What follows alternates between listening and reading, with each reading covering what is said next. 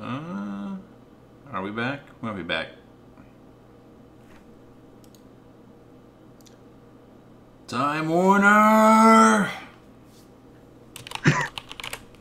Time Warner killing it. It was so good the entire time. We just went through a 6-minute song. No problems. The moment we start talking, I see reconnecting. Nothing even being dropped. Just straight up just was like, nah, I'm not feeling it. Alright, we're good. I actually read. I saw some people talking about OBS had an update. I think it was Kenny kept getting disconnect from server. I think it was OBS that was doing it. Yeah, I did update. so could be that. Well, So hopefully that will be it. hopefully That was the we'll one. see. That was the one. So, hopefully a quick show today. Anyways, Yeah, because there's not a whole lot to it's talk pretty about. light news week. Yeah, but like I said, guys, I started first day at Epic. Was today. I got a bunch of swag from Flack. Uh, Stacy Conley. Those of you guys that don't know, she's the community manager now for Unreal Tournament. But I walk in, she gave me a hug, and she was always super excited whenever we were there talking about gears and stuff. And she knows I'm a huge, huge Unreal fan, so she had like this swag stuff that she got me, just like 2 keychains, Unreal keychains, this big, huge like press. Can't think of what you embroidered press that you iron on Okay. for a jacket. Oh, And, okay, yeah. yeah, A and patch. it's like UT logo or Unreal logo, I should say. It might be UT, but Unreal logo that I can use. So it's I see a Yane. Do I need your address? Perhaps we'll see. And then Will, there's this huge gold retro lantern on this desk, and I was like, I don't have a lantern. He goes, oh, you want that one? And so I might get this huge retro lantern that's signed by the Gears team. That would be nice. You need to get a torque bow. The torque A bow was the torque best bow? one, remember? Oh yeah, yeah. Yeah, yeah. Then you will want it. um, but yeah, I mean, there's a lot of stuff to kind of wrap up or kind of absorb, I should say, for my first day. But yeah, it's pretty ridiculous. All the stuff. It's nice. Get all that ramp up. Yeah. What's up, Nomad, Tiger, Puchy? So yeah, I Um, mean, today we have weekend gaming stuff. We have Watch Dogs launch came out. I didn't get to buy or play the game yet. I don't have any stuff. Just yeah, I watched a little bit of gameplay, but I have no intent on purchasing. So, yeah. Well, I'm gonna, like I said, that's gonna be my Grand Theft Auto for PC. Uh, got a little bit of Order 1886. It's a game that you and I have been talking about on and off yep. for PlayStation. We're pretty excited about that. So we finally saw some gameplay, and you put in their Battlefield Hardline announced, It's the big news from today. It was Battlefield Hardline, yep. and that was after a leak, right? Yeah, yeah, yeah, yeah, Yeah, there was a leak earlier today, and then they did a full announcement. yeah. Well, it's like a half announcement, really. It's like, Okay. up, got us, kind of announcement. Right. uh, Valve news with the delay of the Steam controller, and then I decided to include this, but it was like a last minute thing I saw. Is Nintendo now has an affiliate program for YouTube. Yeah, So, I read that eh, earlier today. yeah, Eh. eh. Weekend gaming stuff though. Colin, you want to pop it off first? I was heads down working on stuff, so I actually didn't get any gaming in all weekend. Oh, you sound like me. Yeah, I know. We're really boring this week. I Uh, played I played a little bit of the table tennis iOS game that I was telling you about last week. But that was it. Like that was all I played. I think I played 1 or 2 games of Dota as well. okay, I played. Hold on, let me see. Um, Don't tap the white tiles. You played that yet, Colin? No. I have I saw magic it. thing. I actually was considering downloading it the other night.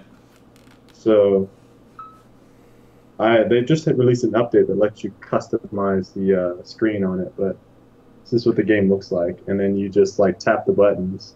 Let's see. Oops. Oh, I failed. I couldn't see you. You guys see?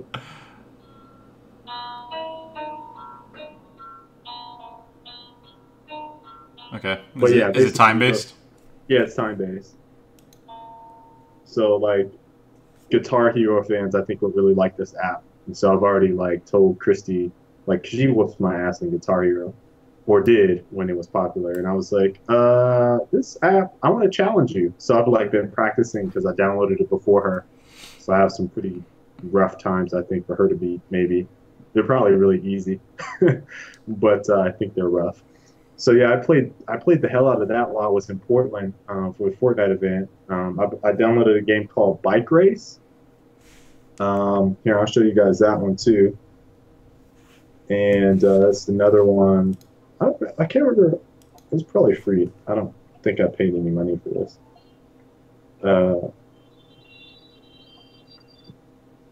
So it's momentum based. So if I move, oh no, this is momentum based. So I tap the screen, but your bike. Oh. Did you guys see it? Yeah. Your bike is yeah. tilt. Yeah, it tilts. So here it is again.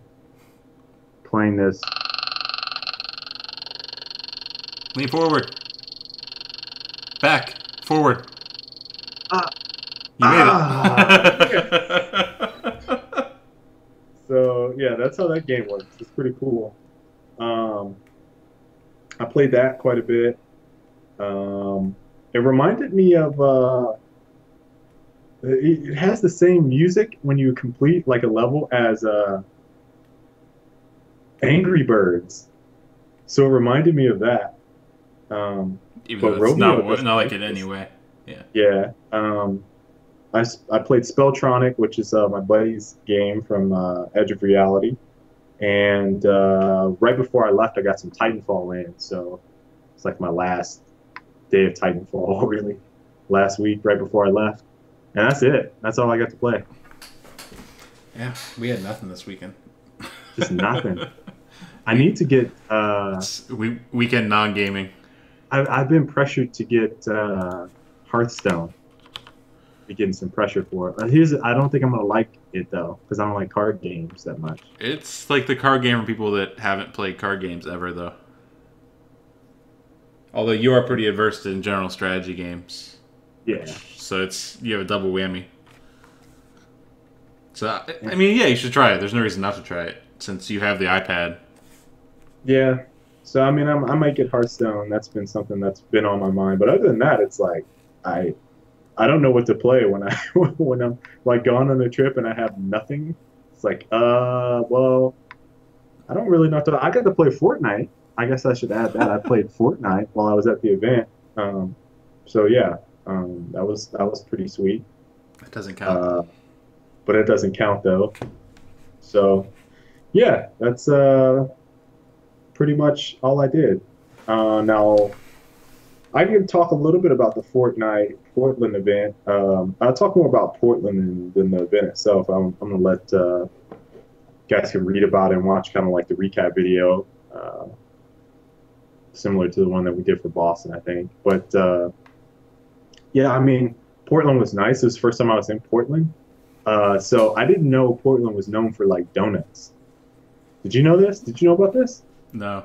So there's like 5 donut places. Oh, they must be 4 really or known 5 for donuts. that are like, no, but they're like within a span of like, they're all downtown. So it's like maybe a 3-mile radius. There's all these donut places. And so when I land, Will told me, he's like, hey, we have some people that went out. This is Thursday night.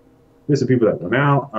I think they went to this donut place. So I have no idea what I didn't know there was like donut places, right? Donut place, yeah. I walk out and the bellman is outside and I'm like, well, hey, where do I get donuts? And that's all I asked him. Where do I get donuts? Because he has no idea where they went. So he's like, Voodoo. So he tells me how to Yeah, get there. I've heard of Voodoo Donuts. I don't know from where. Probably from like Food Network or something. So yeah, I go to this place called Voodoo Donuts. All right, so it's like 11 o'clock, and I'm thinking, okay, I don't know if this is, and it's a Thursday, so I'm like, I don't know if this place is going to be nice or whatever. I have no expectations really going forward, and I love donuts. Don't get me wrong, I love donuts. So I go to this place. The line is outside the door. All right, it's cash only, and What? I don't even carry cash. So there's an ATM that they have inside this joint. I walk in, get my $20, uh, and then I stand in line, and it's like hot as hell in there, and there's all these people. And so when I got to the line was outside the door a little bit. By the time I got up to the register, the line was like wrapped around the building, and I was like, what the fuck are all these people doing getting donuts at this hour? So I ordered 3 glazed because I had to play it safe, and they make like these crazy donuts. How are you gonna play it safe? I played it. No, listen, I got 3 glazed, and then I asked the guy at the register, I said, if you got 3 donuts that you would choose for someone new, I was like, what would you get? And so I got a donut with white frosting and Fruit Loops on it. All right. I got a real, or not a real, a maple bacon donut. So it had maple frosting, 2 slices of bacon, whole slices. And then I got a chocolate peanut butter crunch. I don't remember the name of it, but it had peanut butter drizzled on top, really dark chocolate frosting, and then cookie crumbs on it, right? So I was like, damn, these are, and they're all huge ass donuts, right? So I go back to the apartment or the hotel, and I eat the maple bacon donut first because of bacon.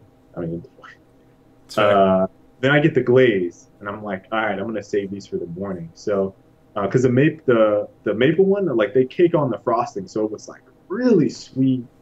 It was good though, but the glaze was like, you remember Square Donuts in Bloomington? Yeah. Okay, so the glaze at Square Donuts was better than this place. I was like, I'm not really feeling this. So I was kind of iffy after tasting the glazed donut if the other ones would taste okay. So I get up in the morning. These donuts have been there for like, I don't know, 6 hours or so. So I walk back downstairs, and I have this box full of donuts, and they're all waiting. People from Epic are all waiting downstairs in the lobby. And we're going to go to Blue Star Donuts in the morning. So I'm like, well, hey, I got these donuts here. I don't want to eat them all. I've already tasted, one of their staple donuts. You guys want some other ones? And so they look inside the box, and every single person saw, like, listen, I have no comparison to how big this fucking Fruit Loop donut was, but it was massive, dude. It was massive. And so every single person was like, I'm not touching that donut. I'm not touching that donut. So Will took a glaze. That's Godzilla. Wes Phillips took, I think he took like a small corner, half of the chocolate peanut butter crunch donut. And then they all split the rest of that. And then I took like half a glaze, and I can't remember who else. I think Kona from Kona's Corner, he took like the other glaze. And so I just had this big Fruit Loop, basically donut with this huge frosting, and I'm carrying around this pink box. And so on the outside of it, it says, all good things come from a pink box. Sexual innuendo there. So, right. So I guess there's like this waging war between Voodoo and Blue Star. And Voodoo, I think, is like young kids donuts, right? So Blue Star's slogan is like donuts for grown-ups or something like that. Or donuts for real grown-ups, I think is their slogan. Are they across the street from each other at least? They're not, they're like down the street. So it's like, I'd say they're about a mile apart. So we go to Blue Star, and I have this pink box, right? So everyone, when I come in, everyone is saying something about the Voodoo box that I'm walking in. It's like I'm a traitor or something like that. So we get to the register, and the guy is serving us is like, Voodoo? You got a Voodoo box in here? I'm like, yeah, so, it's a taste test is what we said. He's like, okay. So I got another maple, it wasn't maple, I can't remember what it was. It might have been maple bacon donut from Blue Star. I got a cinnamon sugar donut, and I got glazed the first day. And listen, guys, the absolute best donut I have ever had in my life at Blue Star Donuts. The best donuts ever. Like this is this like if Blue Star was a 10, like Voodoo was like a 6 for me. Like there is no comparison. I don't even know how people like every time we walk by Voodoo, there was a line outside the door. I have no idea how you could have those two donut shops in there in that city and have lines outside the door for fucking Voodoo. I'm sorry, like people of Portland, your taste buds are fucking off if you're standing in line for fucking Voodoo donuts and Blue Stars there. I was blown away. Like they were so delicious, so good, and I will forever remember Portland for the donuts. And yeah, I mean, we ate at Brazilian Steakhouse was another place that we went to. Never been to one of those. I guess this place is Fogo de Chao is the name of the place. Really nice restaurant, and they come up to you and like they give you your meat off. They cut your meat off of this skewer that it's on, and it was good. It was. I think the best thing there was like, in my opinion, was the Parmesan pork, and they had filet mignon, which I had better at better places. Like if you're gonna give me filet mignon, like it needs to be really good at a steak place, and it just wasn't that good to me. But the other stuff was pretty good. Chicken, they had lamb. I didn't taste the lamb. They had chicken, sausage. I had ribeye. I had like 3 different types of steak and like tons of meat. Yeah, just a tons of meat. And then I got a dessert, which was like caramelized pineapple and ice cream. So food-wise, I had my fill. Donuts, amazing. The event itself, Fortnite Storm Chasers event, the next one coming up next month. And this one was the second. There was one at PAX in Boston. I think some people got in to play Fortnite there. And then there was this one in Portland. And then the next one is coming up soon. You guys will hear more about that. But yeah, I mean, it's the game is fun. The game is fun. I'm excited for people to get to play it and building a community around it since it's so early. Be good. Code drop the chat someday. Code drop the chat? Yeah, I will. Dick in a box? I'm just reading the comments. Fogo is really good. Yeah, Alita's pretty good. This podcast brought to you by Portland Donut Appreciation Society. Yes. The deep ass. Or the PDAS. Yes. The PDAS. Next Gen Donuts. So yeah, that was Portland for me in a nutshell. I don't think I have any video, but I did take some pictures and whatnot. I mean, there are other pictures that we have up on Fortnite. The site are pretty good. So I mean, everything that you saw from Game Informer is what I got to play, and it's exciting. It's exciting stuff. I'm really looking forward to this new direction for Epic. It's gonna be awesome. Nice. Let's see. So you didn't get a chance to watch any Watch Dogs, right? I watched that video. I haven't get to play it at all. I watched a couple videos that I watched the side by side that you showed, the PC one. And I've been kind of steering clear because I just want to kind of absorb it myself. Hold on. I was gonna link that in chat. So this is just the link. It's basically comparing the E3 footage they showed in last year. No, 2012. E3 2012 that they showed it because then it got delayed. Yep. Compared to like max settings on PC, and as you watch, it's like pretty apparent that the E3 build was better. The texture quality is probably better in the current build, but like the effects and the atmosphere is like way better in the E3 build. Yeah. Which again goes back to the same thing of game devs and publishing companies hiring outside groups to work on their videos, and it looks nothing like what actually ships. Which is what happened with Alien Colonial Marines was probably the most recent one, where that was drastically different.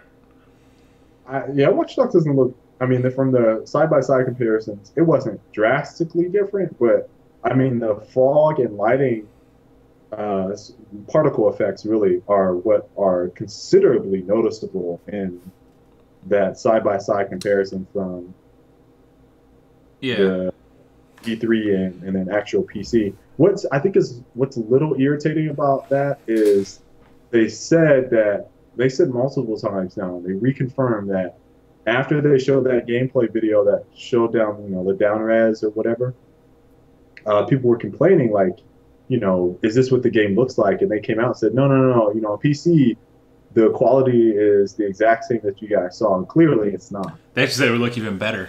That's what they had. Did they? Yeah. Oh, that was that. They explicitly said that it would look better. Yeah. Yeah, and it's crazy also to think that, like, comparing the high-end PC settings to the E3 build. You compare it to the console, it's not even close. There's, like, popping like crazy from the videos I was watching. I was watching a bunch of Twitch streams, and you can see stuff just, like, popping in the distance repeatedly. Yeah. As far as reviews go, it looks like it's averaging, like, 82-ish. Which is probably less than they would have hoped. Yeah, so I mean, but I haven't played yet, so I have no, I can't talk on the gameplay at all. Obviously, I'm really salty right now. I tweeted I'm pretty salty about not having my stuff. And a quick snippet on that story. So Wednesday, before I leave, so my flight is out Thursday morning at 6:30 in the morning. Wednesday is when I had to ship everything because we had the show Tuesday night. So I had to do the show. Right immediately after the show, I packed up all my gear, so my PC, my Xbox, all that stuff. I packed it up. And then Wednesday, I had to go around and try to ship stuff. So Colin tells me, hey, like, dude, it's going to be $300 to ship your stuff back. And I'm like, what? I'm not trying to pay that before I go. So this is what I did. I was playing it safe, and I was like, all right, I'm going to ship my PC or my Xbox One and my headset and all that stuff.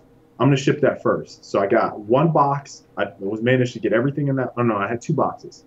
So I had two boxes, one for my console and one for all my peripherals. I shipped that. It was $60. So I'm like, there is no way in hell shipping my PC is going to cost $240. So what I was trying to do was avoid buying a box, which is what Colin said is the tipping point. So I had actually asked the guys at Edge if they had a box. And meanwhile, I think I went to ship my stuff at like 10. So it's like 11-ish, 11:30, and I sent a text over to someone from Edge and was like, hey, you guys got a PC box? They didn't get back to me until about 12:30. And at like 12:45, they came and took my cards. So I was basically SOL for getting that packed up, getting it all boxed up, and then shipping my PC out here. So it has to just wait for a couple weeks. But I should have my Xbox One and stuff. They came by. I gave them this address before I left. So I had a note on my door when I showed up at my temporary living place, and it was like, you have packages, but I need to sign on it because I put insurance on it. Do you have a monitor though? What's that? Do you have a monitor though? I mean, I have two LED like small TVs in here. Okay. So should be good. The only thing I don't know is like if there's a direct connect outlet. There's wireless internet. So that might be an issue. So you can pick up Watch Dogs for Xbox or no? No. Waiting to get it on PC? Yeah. I mean, I could get it on my work PC just to buy it. Right. I should have preloaded it before I left. Or pre-purchase. Yeah, we also saw Godzilla. That's what we forgot to mention. Yeah, yes. We did see Godzilla over the weekend. Just completely derail everything. We'll talk about that at the end of the show. Sure. You want to talk about order? Yeah. So this is the video. It's 1886. Yeah. The order. Yeah, I'll keep wanting to say 1866. The Order 1886. Colin and I have talked about this, I don't know, about 4 or 5 times, I think, on the show since we heard about it. It might be about that, maybe 3, 4 times. But and I didn't know anything, but we really didn't know anything about the game because all we saw was like a cinematic, I think, right? That's all they had was a cinematic trailer. There was like some like really blurry gameplay which got shown off at some point. Did we know it was third person though? I don't feel like we knew it was third person. Okay. Yeah. So it's a third person cover-based shooter. And what's crazy to me is after watching this gameplay and seeing the vibe, seeing the atmosphere, this feels like PlayStation's version of Gears of War. Would you agree with that? Tentatively. Okay, so to me it looks like Van Helsing, like the Van Helsing game. I mean, it does, and I'm only saying this, and not in the sense that it is directly comparable to Gears of War, which was like overly masculine game, right? I feel like this is more of a like, you feel like a kind of smoother, a little bit like you have a little bit more finesse, but.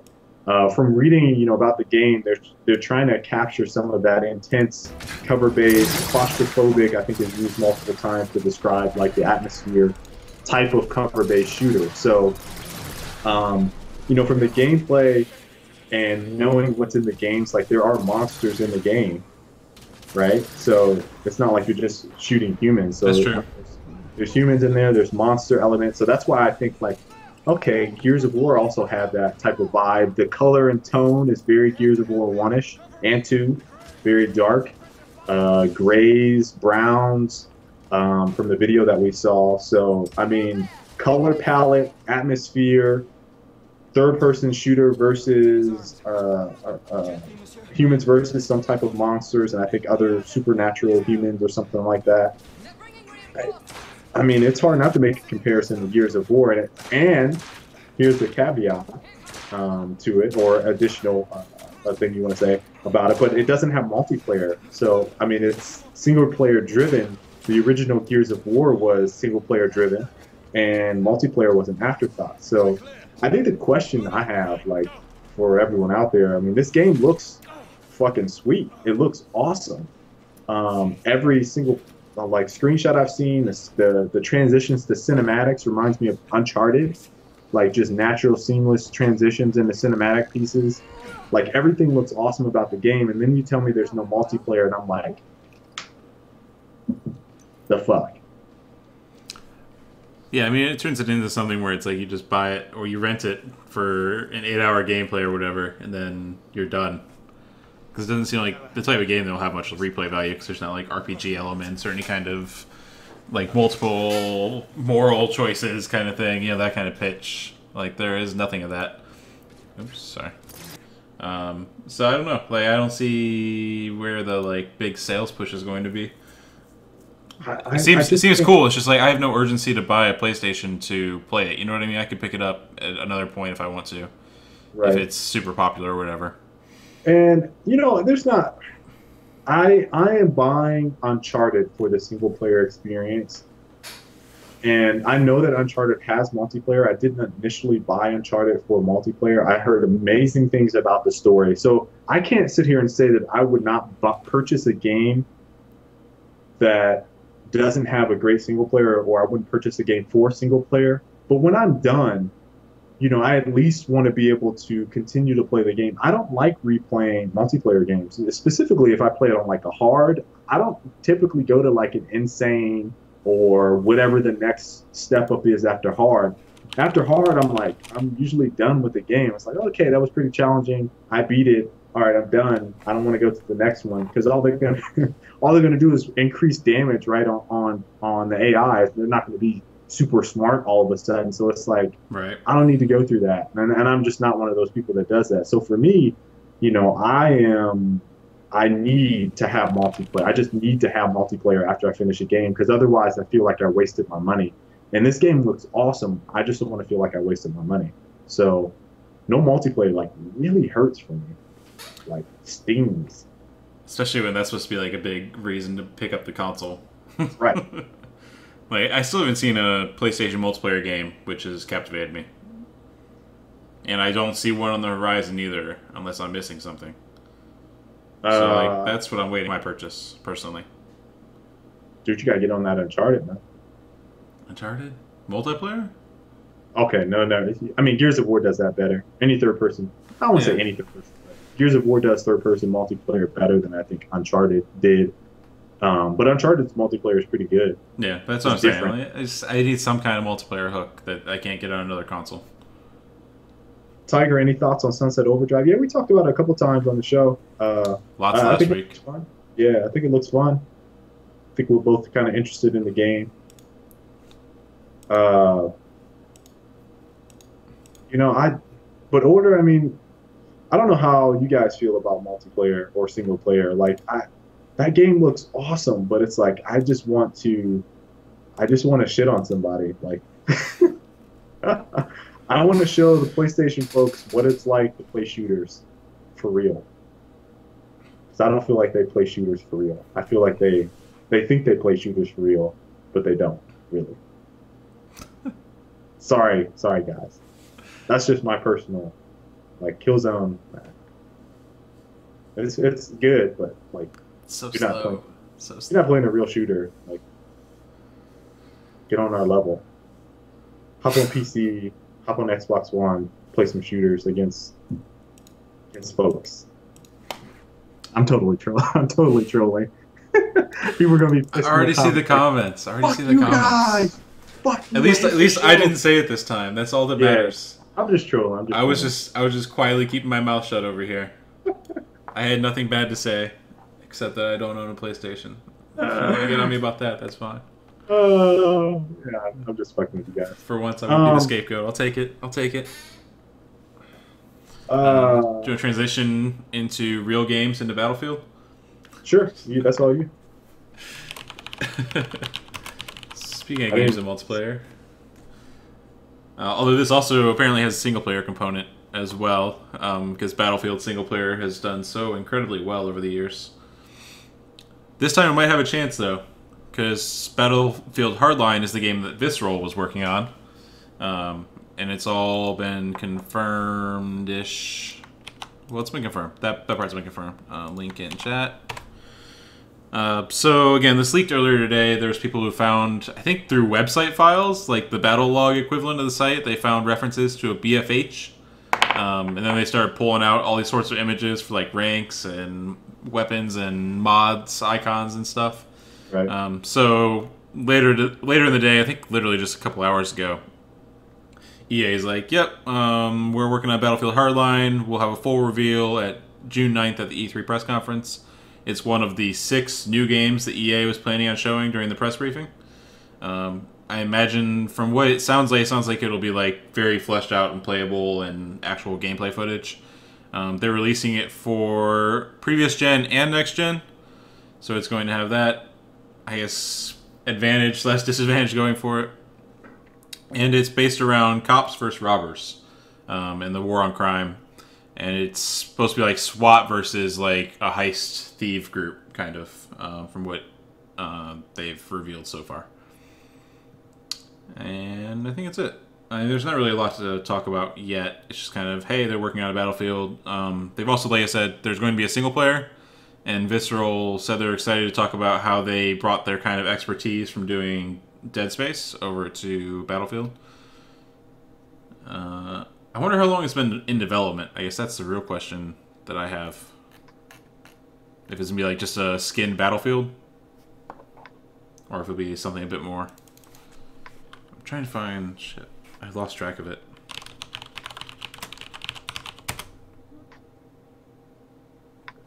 There it is.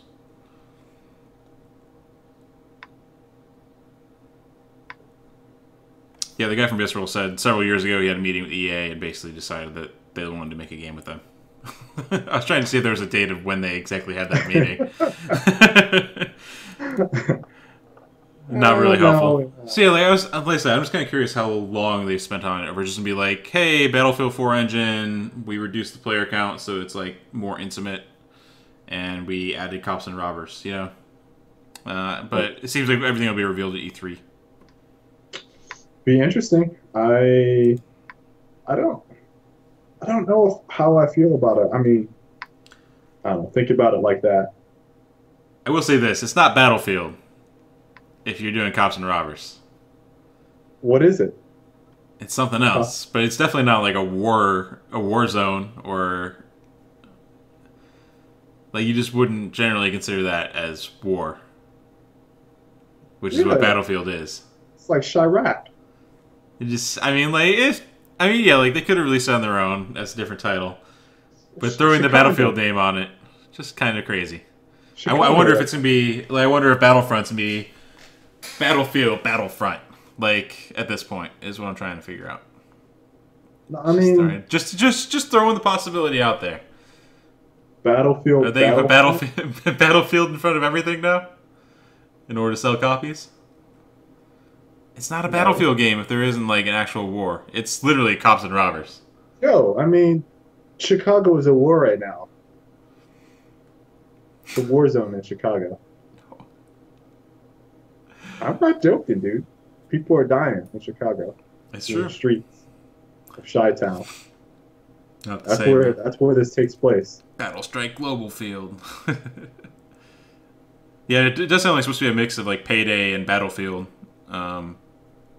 And like based on the mode description or the mode names alone, it sounded a little bit of Kane and Lynch in there too, which has some pretty cool mode stuff centered around heists.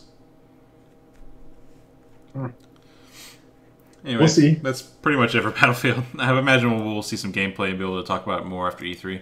After E3, yeah. Next on the news ticker, Valve delays the Steam controller. Not really much to talk about there either. They just pushed it back to 2015. So the controller won't be coming out this year. Which I'm kind of a little bit bummed about, but it's definitely fallen off my radar, so I guess I can't really be that bummed.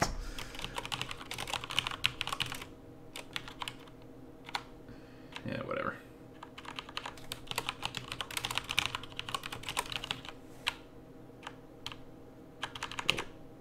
I can't fit it. Fix the Google link. That's whatever. It redirects. I think we talked about your experience with the controller like 10 or 15 episodes ago, probably more. It was a while ago. I played with a very early version of the Steam controller because we had one at Edge in the studio, and it was before they made some of their changes to it. Right. And it's different. That's all. I mean, that's all I can really say is that it is different. It's hard for me to even wrap my head around. You know, how I didn't play a shooter, so I don't know how it would feel with that. It's just different, and I'm very curious to see how it plays out. It almost feels like too out there to be practical, but you know, I'm sure that they're going to refine it some more so that it feels a lot better. But it was just like, I mean, it's so early in the phase when I got it, that first gen iteration of the controller. So it's like, by the time it releases next year, it'll be completely different. It probably, yeah. I mean, I want to say that, I mean, they still had the space for where the screen was going to go before they were like, nah, we're not going to have that. So that, I mean, that's how early it was that I messed with it. So I don't know. We'll see. I am disappointed though that it's delayed because you and I have been kind of talking about it as something we wanted to try out because we are controller snobs. Yeah, I'm hoping they're spending the time to like iterate on it, and it's not just like a hey, we realize that making things is hard. You know, like that kind of approach. It's like, wow, this is much more difficult than we thought to get this out to release on time. Do you want to take affiliate? Yeah, so I just read I browsed the article.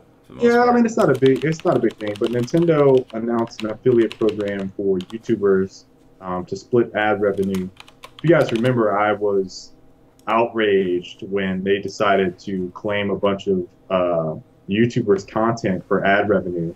And obviously, the desperate times call for desperate measures type of effect can kind of be associated to that. But, you know, a lot of YouTubers were upset that they were doing that, and they just recently sent out a tweet saying, "Hey, we're going to have an affiliate program." The difference with this is that it's really wonky how this is going to work out. Just kind of me thinking about how networks work and just the whole nine. So currently, they split revenue on any Nintendo video. They split revenue with Google, and and then they get their share. They cut out the content creator. All right. Yep. With the affiliate program, they're going to split the revenue three ways. It's going to be them, YouTube or Google, and then the content creator. The difference is if you insert a network in there, you're then splitting it four ways. It's going to the network, YouTube, Nintendo, and you. So 90% of the YouTubers are going to have their content split four ways from Nintendo. So if they, I mean, it just doesn't seem right. And the crazy thing is, it's not even that much money. It's like not, right. It's not that much money for them. Like for content creators, it's a lot. You're spending for Nintendo, it's nothing. Yeah, you're splitting cents on the view, cents. Yeah. And you're splitting that four ways at this point on, I mean, people that are struggling to, some of them end up quitting their jobs to get on YouTube and do this stuff, but like struggling to just get their name out there and get involved with this. And I think it's pretty, I mean, I completely understand. I just think it's kind of like nobody else is doing this. Why are you guys doing this, Nintendo? There's no need to do this. Come on. Nintendo's probably the one that needs it the most because they're having trouble staying like in the namespace of gamers, like and continually being part of that conversation. And then you go and cut out the single largest social sharing platform, by limiting that. So it seems really backwards. And like, yeah, they're within the legal right to do it. Partially because the laws for fair use are really crap in this country because they've been stomped on by corporations. But like they're within legal right, but it doesn't make it a smart move for them. I don't think that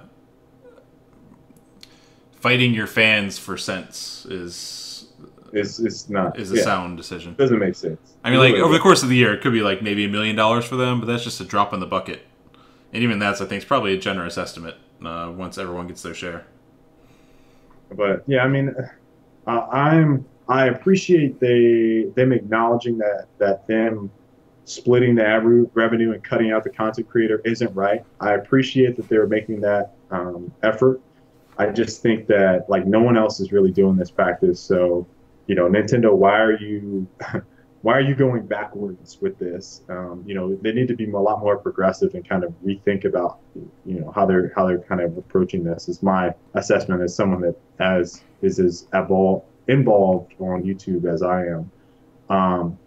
The other weird thing about it is they've clearly, Colin, very clearly, with some of their games, and we talked about this with Mario Kart, they're starting to integrate YouTube features. So, they want upload and share, and then you're saying, hey, you do that, we're going to upload and share, but all the money has to go to us. You can't get any unless you agree through our explicit program to take your 10% or whatever the hell you end up getting at the end of the day. Yeah, I'm just, they're really uptight about controlling their messaging. Someone mentioned Bigness, mentioned Evo.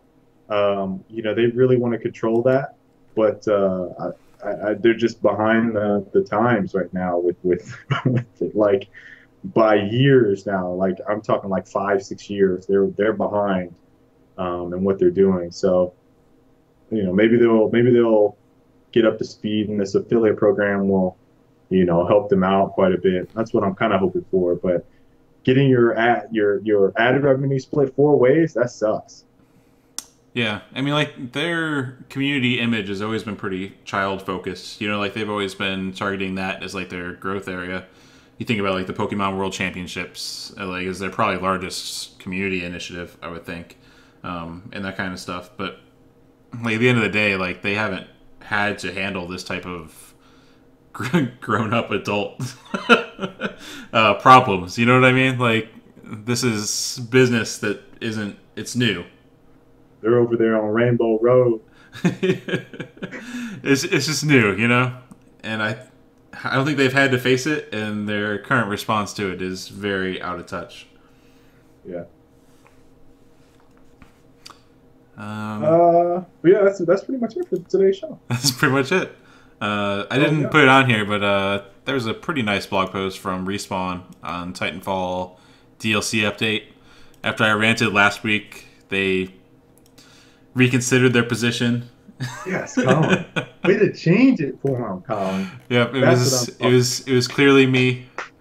It's clearly me in my little 3 or 4 minute rant. So they added CTF back in. My other complaint was that it doesn't seem to search for nearby regions, or it doesn't let you know that that's happening. And they said after you search for a few minutes, it'll go ahead and pull in your continent region. So like we get all the US ones at that point. They said 5 minutes was the base, and that's really long. And then they also explain how matchmaking works, like in a attempt to say like like this is how matchmaking works. It's really hard to do, guys. Is kind of what the blog post was saying, and it was like 2,000 words dedicated to why matchmaking is hard. And then they dropped a few numbers, like they track 75% of the games have less than a 30% score differential, which is really high. 30% is... That's enough to be like, in Hardpoint, it'd be like a 280 game to 400. Like, that's a blowout. Yeah. That's a blowout. Yeah. Rocker Wolf, if you are new to this show, it is a live show. We discuss games. You will not see gameplay of Watch Dogs, which we already talked about in the beginning of the show. So we can say it now, by the way. There's a gaming talk show's title. I don't know if you saw. Really? Yep.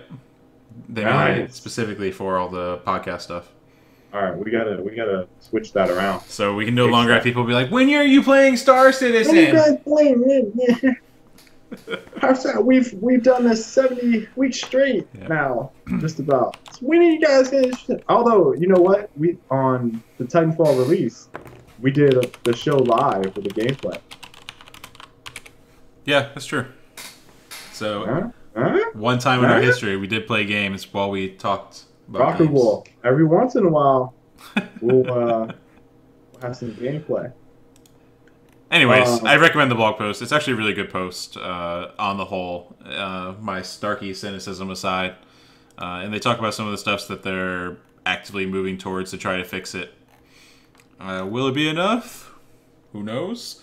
But my primary point was that if you wanted to play CTF and you were willing to wait, then you should be able to wait. And that's one thing that they addressed. Also, they're going to do team balancing. So if it's 6v4, it'll balance out to 5v5. It didn't explicitly say if they were going to split parties in that case. They just kind of said it's not really that big of a deal because it turns out the majority of teams will have a party of 2 players, and less than 5% of teams are a party of 6. So we were one of the 5%. I read that and I was like, "Whoa, that's us." I was kind of surprised 5%. That seems high. You think? Over like you remember when they kind of shared the numbers with us from Gears, right? And they had posted on the forum saying like 70% of players play solo, if I remember right. Yeah, something like that. Yeah. Some crazy high number. It was 80. 80%. Yeah. So you consider that, then like those numbers seem high. And I kind of wonder if their system even tracks that correctly because it groups everyone into a group of 6, then it searches for you. You know what I mean? Mm-hmm. So I don't know, but yeah, it's worth reading. It's a good read. And it sounds like they are starting to understand. And then, of course, people were like, yeah, Respawn is doing a great job of listening to the community and communicating. It's like, this is the first time they've done this since the game came out. Like, it's so frustrating to read that. It's like they've really done an awful job on the community side. I'll say that bluntly. I won't respond on that. I'm just going to leave that. I will personally say it bluntly as a community member of Titanfall. You want to do Q&A? I do. Well, while that Q&A is going, I want to say this, though. I love to see that even amidst someone that has way more funding, they're still a studio that struggles with matchmaking. And gamers don't understand like how difficult it is to match you against someone of your skill in a shooter. It is almost literally impossible. Except the reason the gamers don't understand is the developers have traditionally done a horrible job of explaining it. True. Like, if I play Dota, for example, I go into queue, it gives me an average wait time immediately. Yep. And it may even do it when I select my servers. I can't remember if it does that anymore. But it's like, hey, this is average wait time about 5 minutes. And when I hit the button, it'll be 5 minutes, and then it'll actually count down if it decides that it's going to be quicker. And then it'll give you your adjusted time. Like, that doesn't happen on consoles. Like, for some reason, we don't do that. Instead, we just try to dump you into a match as fast as possible. Don't give you any information as to what's happening behind the scenes. And, like, you're supposed to be like, oh, it's magic, and it's all working. But when it doesn't work, you have no reason to... You have no way to understand what's happening. You know, everyone points at Halo 2 matchmaking, but even still, you could play a level 50 and get shit on. Like, it doesn't matter. Like, this is what people don't understand. Like, matchmaking is not perfect. It will never be perfect because you are playing against humans. Like, look at the Super Bowl. The fucking Super Bowl is a perfect example. Denver Broncos should have ran all over the Seattle Seahawks, and they got blown out and could barely score. Like, what? It happens. Like, that's what's so irritating to me, is that gamers bitch and bitch and bitch about matchmaking all the fucking time. And, like, you're playing against humans in a competitive environment where skills wildly vary. Like, you could be at the top, Colin, and we can attest to this, the top 8 teams, 4 teams in Gears for 7 years were leaps and bounds better than 8 through 16 almost all the time. And then those group of players were always way, way better than the best ranked players, right? Like, it wasn't even close. So if you put the top percentile of players in any game into matchmaking at any given point in time, they're going to shit all over every single person that plays those games. You're talking about the extremes, though. You're talking about the extremes. I mean, like, here's the thing, like, I don't buy the excuse because I played Dota, I played League. Those games average out to about 50% win rate in the end. Like, they get you to your peak, and then you average about 50% over the course of 100-plus games. They queue you different, Colin. They have solo queues and team queues, right? Yep. Has a shooter really done that? No. Okay. So that's what I'm saying. Like, why aren't console games taking lessons from PC games that are doing this correctly? Like, why hasn't it happened? I agree with you. I'm just saying... I mean, like, it can be done... What I'm saying is it can't be done perfectly, but there's already cases of being done really well. Really well. And for some reason, we're still accepting this crap where it's like... A good player will be like 80% win rate. I completely agree with that there should be team queues in games, but I am simply saying it does not matter how you pair people together. There is always a potential for you to completely fucking blow out the other team, and that is the human element of gaming in a competitive environment. You cannot change that. Yeah, I don't think people care about one game, though, like off games or whatever. Like, I don't even care if I lose 3 or 4 games in a row or win 3 or 4 games and blow out in a row. If it's every single night, and it's like just consistently the same thing, then there's a problem with the system. And there clearly is in just about every single console shooter. Bart, that's really not a terrible assessment, considering the Broncos played the Seattle Seahawks previously, and the score was within 3 points. I don't think that's a bad comparison at all. To then get blown out by damn near 40 points, what are you talking about? Look at the statistics. It should have been a close game. It was not a close game. It was a complete blowout. Literally complete blowout. So, like I said, you cannot sit there and bitch about matchmaking, in my opinion, in any form, even the best ultimate form possible, because the human element always trumps any automated algorithm, because people can play shitty, you can get an all-star on the team, it doesn't matter. Like, and that's what pisses me off about it. I am completely in agreement that it can be improved by leaps and bounds, but quite frankly, I think the fact that people still bitch to the extent that they do about matchmaking is just, like, unbelievable to me. Like, accept that this player is better than you and you fucking suck, or accept that you got slaughtered by a team because they don't have team cues and you're solo running around like a chicken with your head cut off, or playing exceptionally well and you can't beat this team. Accept it. Don't play the game. Play League. Play Dota. And then say to the developers, make the matchmaking like this. That's my stance on it. I personally think if they don't show ranks, then you can't really say shit. Like, you don't know. Like, in Titanfall, they only show you how your EXP, essentially. So, like, I don't feel like you can complain in Titanfall because it doesn't show anything. But still, like, complaining about it as a whole is valid, in my opinion. Especially Titanfall as an example. It's really shit.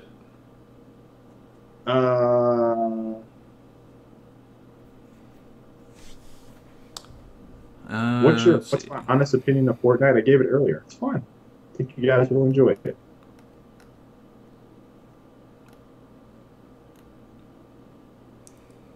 Super biased. Just saying. I know. Just saying. You can't ask me that. I'm gonna be like, it's fun. I think you guys will enjoy it. I'm gonna say that every. This would be the answer every single time.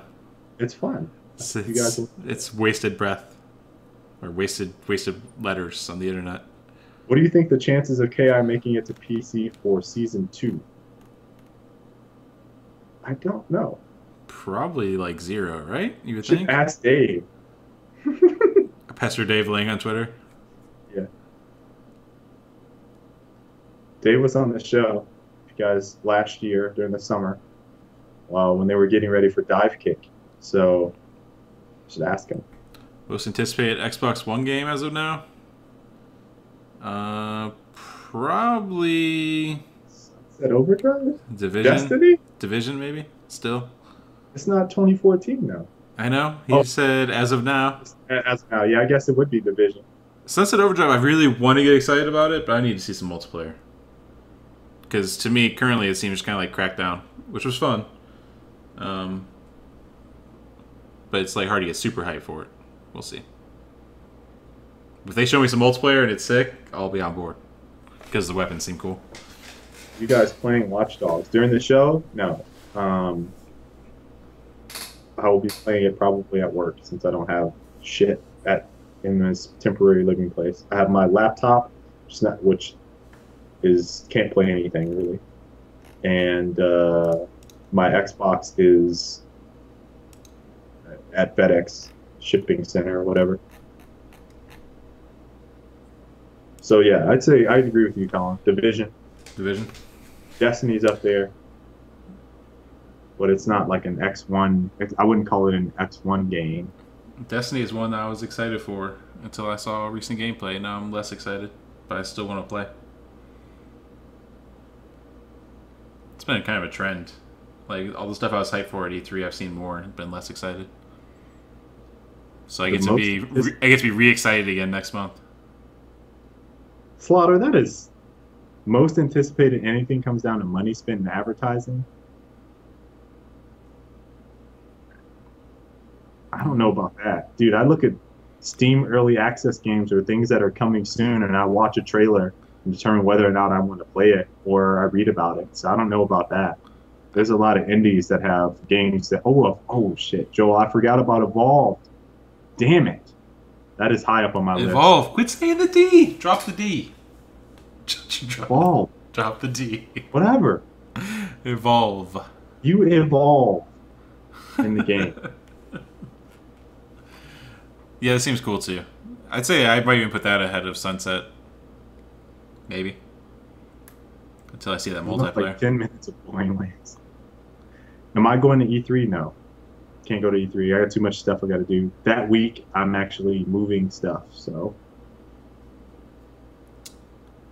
Anything new on Evolve? They showed alternate characters. Classes, yeah. Classes. It's like, it's characters for the classes, and they'll have some slight differences, it seems like. Yeah. So they show 4 new characters that have, like Colin said, slight alterations in their specific classes. Any thoughts on WildStar? WildStar looks really cool. I'm interested, but I don't know if I'll have the time commitment to pick up an MMO. Hello? Can you send me to E3 with your ID? There is no ID. Show. Saying most anticipated though. I mean, like general public most anticipated. I think it still comes down to what you show, not necessarily your marketing budget. Like, there's been some games that have had ridiculous marketing budgets. Hell, there's been movies that have had insanely high marketing budgets, but they haven't necessarily been anticipated or sold well or anything like that. I think there's a certain point where there's just diminishing returns. Like, for example, they showed... oh, wow, I completely killed my point by not remembering the name of the game. At Spike TV, the game with the fly into worlds and shit. Whatever. Anyways, they showed that, and that was like the only time they had shown that game, and everyone got really hyped. Yeah, Extraction changed its name back to Dirty Bomb. Interested in playing. I actually got hooked up with the code just recently, so. Yeah. Yeah. I have to download that here in a second. Well, in a second. In a second, I mean when I have a chance. In a second. In a second on this PC I don't have. I got to play Extraction at E3 at PAX. No Man's Sky. Thank you. I was failing. What? Oh yeah. I couldn't remember the name. I was trying to be like, yeah, you remember that game that's name I can't remember? They got marketing that was really good without having to spend much. Then I couldn't remember the name. Completely killed it. Yeah, I'm tentatively excited about Extraction / Dirty Bomb just because it's a splash damage. But yeah, I played that and they let me down last time. I played it at PAX. Remember, I talked about it during that episode. Yeah. It was one of the games I played. Yep. That wasn't bad. Wasn't bad. So.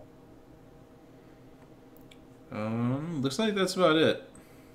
Really quick show tonight. Not much news. I imagine as we ramp up towards E3 next week, be quite a bit.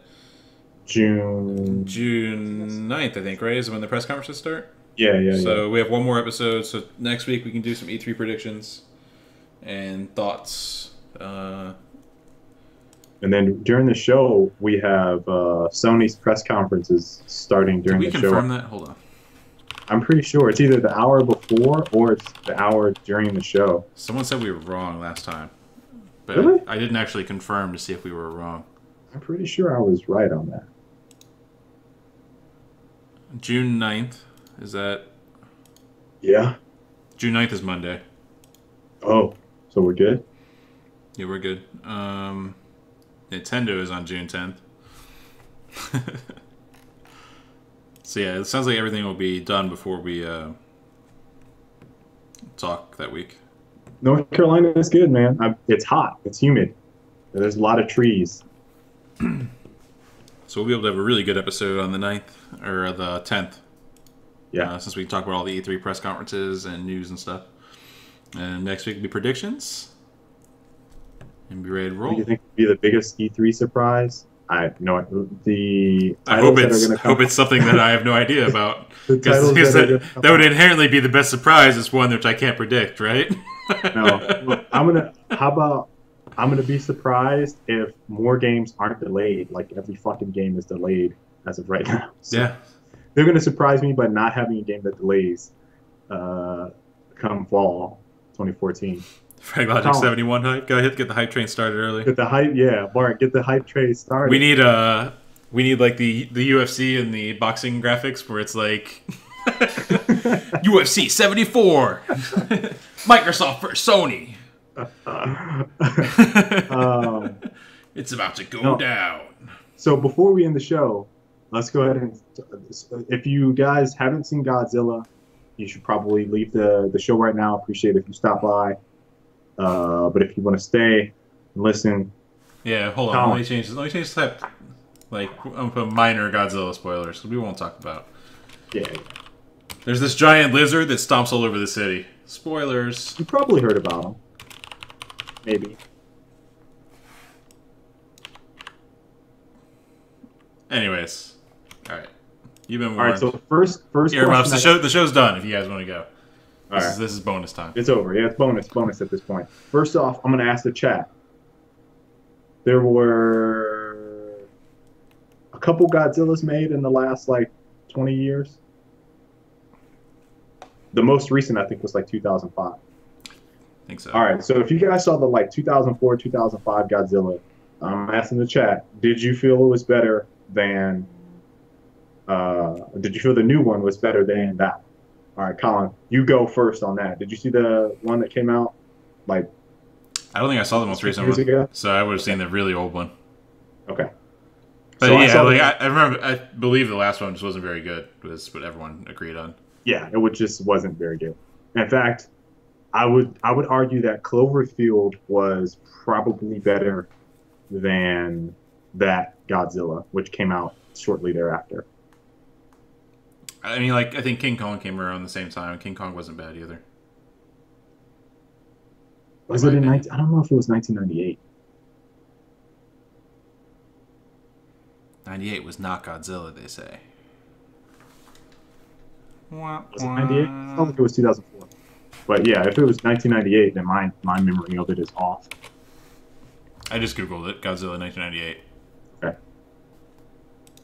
With Matthew Broderick. Yep. Yeah. It's pretty bad. 1998. Was that 6 years off? So, Colin. Here's my opinion. I saw Pacific Rim pretty recently, which was basically a Godzilla movie. And it was better. It was better. Just definitively, like, all around better. I feel like Godzilla was trying to take itself seriously. It was teetering on the edge of taking itself seriously. And that made it a bit weird.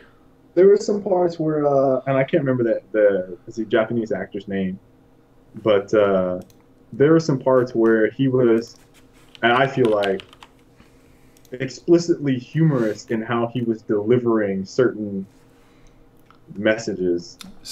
Ken Watanabe. Yeah. He was like the one that was trying to steer it on the right course. Right. Like, his character's role was strictly there to steer it the way it should be going. But then there's this love story fighting with it.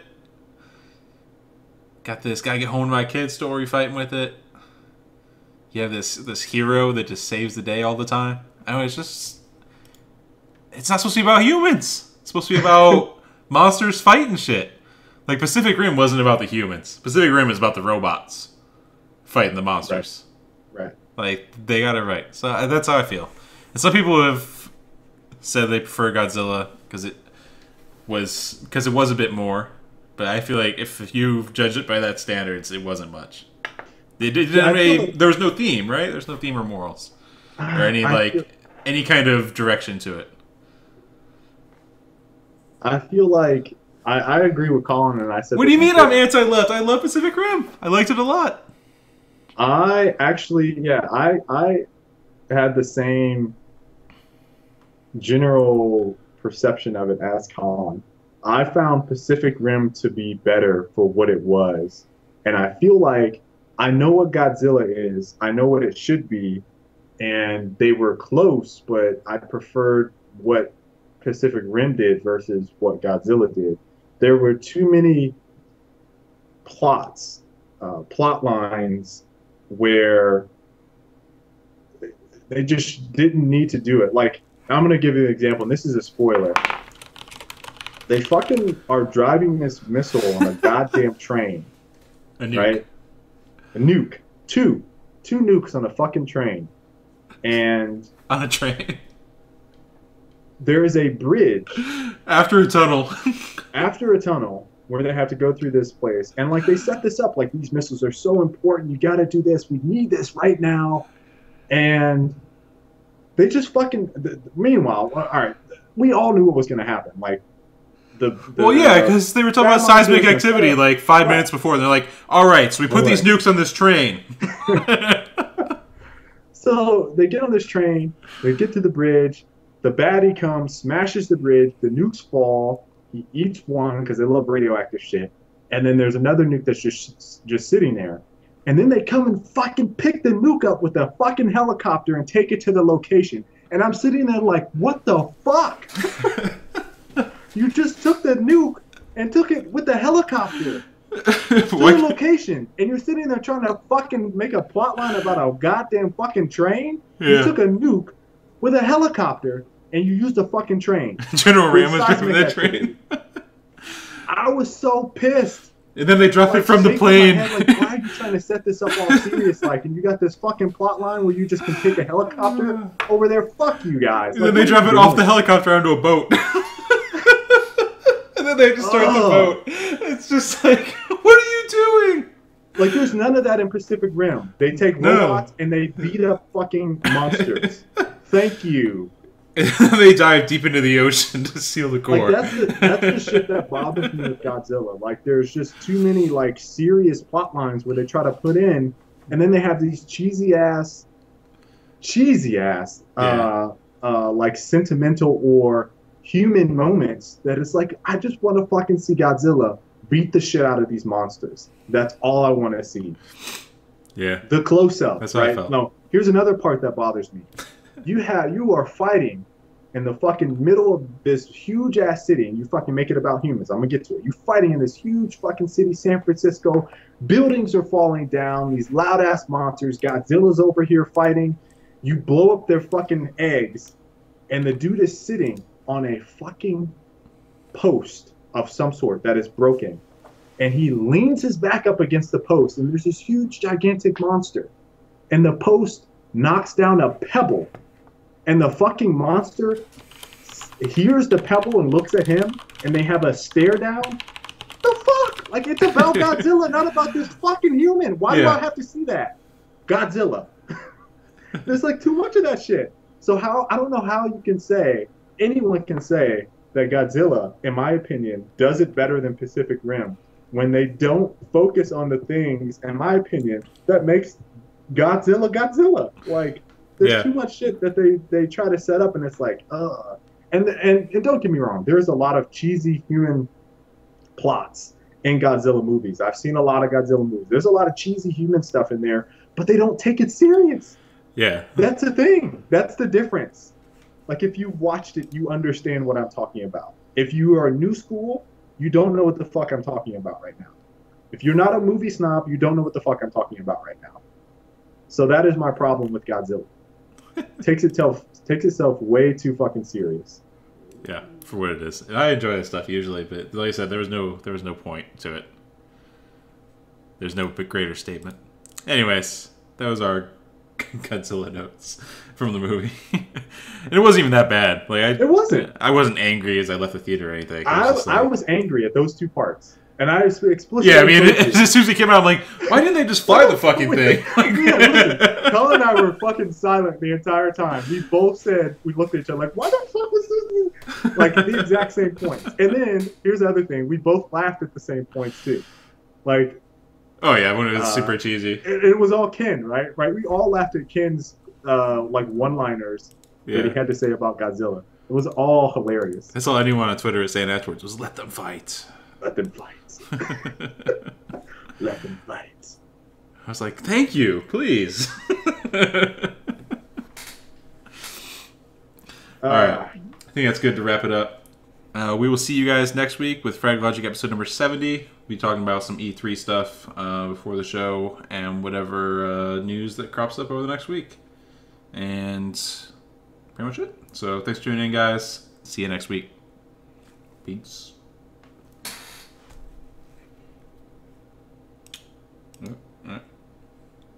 And